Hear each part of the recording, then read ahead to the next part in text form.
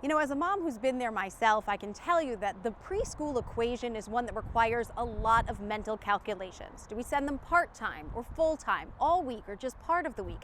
And at a certain point, are we just working to pay for childcare?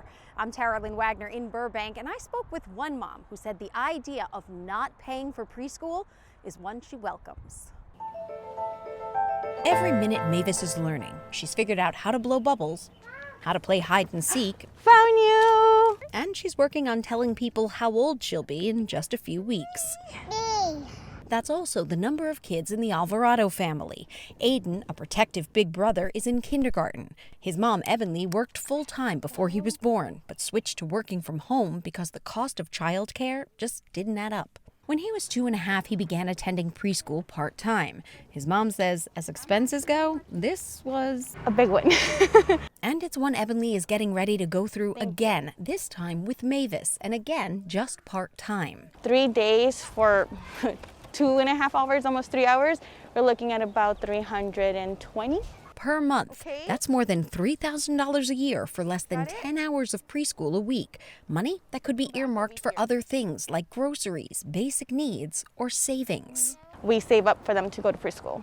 And I mean, that money would be great to save up and eventually, get a home. So when she heard the Biden administration was going to be proposing universal pre-kindergarten for all 3- and 4-year-olds, she was both excited and relieved. That would be a big financial relief for us to be able to have Mavis in school free, and then for Eleanor as well. And she would be actually able to go 5 days a week instead of picking and choosing 2 to 3 days. According to the White House, a national pre-K for all program would benefit some 5 million children, saving the average family about $13,000 a year. Dr. Heather Harris of the nonprofit Child360 says it also levels the playing field for families in a very significant way.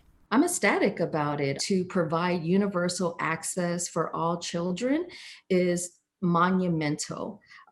When you think about social justice and you think about equity and access, this is an amazing start. We know that by 5 years old, 90% of the brain is developed.